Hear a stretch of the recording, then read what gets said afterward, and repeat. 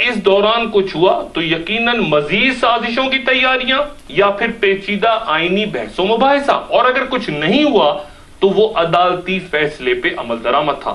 گیلانی صاحب بطور وزیر اعظم میں نہیں جانتا کہ عدالتی احکامات پر اب تک کچھ نہ کر کے توہین عدالت کے مرتکب ہو رہے ہیں یا آرٹیکل 6 کی خلاف ورزی یعنی بغاوت کے، لیکن ان کے پاس اب فیصلے کا وقت بہت کم ہے۔ اور اگر بیرسٹر اعتزاز احسن صاحب کے موقف کے مطابق عدالتوں نے براہ راست وفاقی سیکٹریز اور سرکاری افسران کو حکم صادر کرنا شروع کر دیے تو پھر ان کا یا ان کی این آر او زدگان سمیت اس بھاری بھرکم کابینہ کا مصرف ہی کیا رہ جائے گا۔ آئین کا وہ آرٹیکل 190 جس پر سب سے پہلے اسی نشست میں گفتگو ہوئی تھی، تمام ریاستی ادارے اس کے مطابق عدالتی احکامات پر عمل درآمد کے پابند ہیں بشمول فوج۔ اور پھر یہ فیصلہ بھی اب حکمرانوں کو کرنا ہے کہ اگر ان پر قائم ملکی نہیں بین الاقوامی عدالتوں میں درج مقدمات بھی کسی قلم یا سنگین کی سازش ہیں تو کیا یہ قلم اور سنگین جا کے سوئٹزرلینڈ یا پھر اب فرانس میں چمتکار دکھا رہے ہیں؟ اور کیا افسوسناک مرحلہ کہ فرانس کی عدالتیں ہم سے نہیں برطانیہ اور سوئٹزرلینڈ سے گوسٹا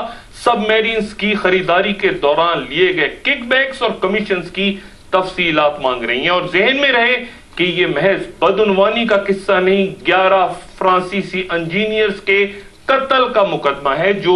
فرانس کی عدالت میں مقتولین کے لواحقین نے چھیڑا ہے۔ اور اس مرحلے پہ جبکہ ریاست انتہائی غیر یقینی صورتحال سے دوچار اندرونی اور بیرونی دباؤ بڑھتا دیکھ رہی ہے، اور امریکی سیکرٹری دفاع رابرٹ گیٹس صاحب کے بھارت میں دیے گئے بیانات اور پھر بلیک واٹر کی پاکستان میں موجودگی کے حوالے سے جو بیان ہمارے ہاں امریکی سفارتخانے کی تردید جس کی کر دی گئی، وہ اب تک امریکی محکمہ دفاع کی ویب سائٹ پہ ان الفاظ کے ساتھ موجود ہے کہ امریکی سیکرٹری دفاع رابرٹ گیٹس سے سوال ہوا کہ all right, and I want to talk of course about another issue that has come up again about the phone security companies that have been operating in Iraq, in Afghanistan and now in Pakistan, Zee International, formerly known as Blackwater or data course, میرا خیال سے یہاں done course مفہوم تھا سوال کا، under what rules are they operating in Pakistan? امریکی سیکرٹری دفاع رابرٹ گیٹس کا جواب ملاحظہ کیجئے، یہ ویب سائٹ پہ موجود ہے۔ Well they are operating as individual companies here in Pakistan, in Afghanistan and in Iraq. پھر انہوں نے آگے مزید اس سلسلے میں تفصیل بیان کی، یہ امریکن محکمہ دفاع کی ویب سائٹ ہے۔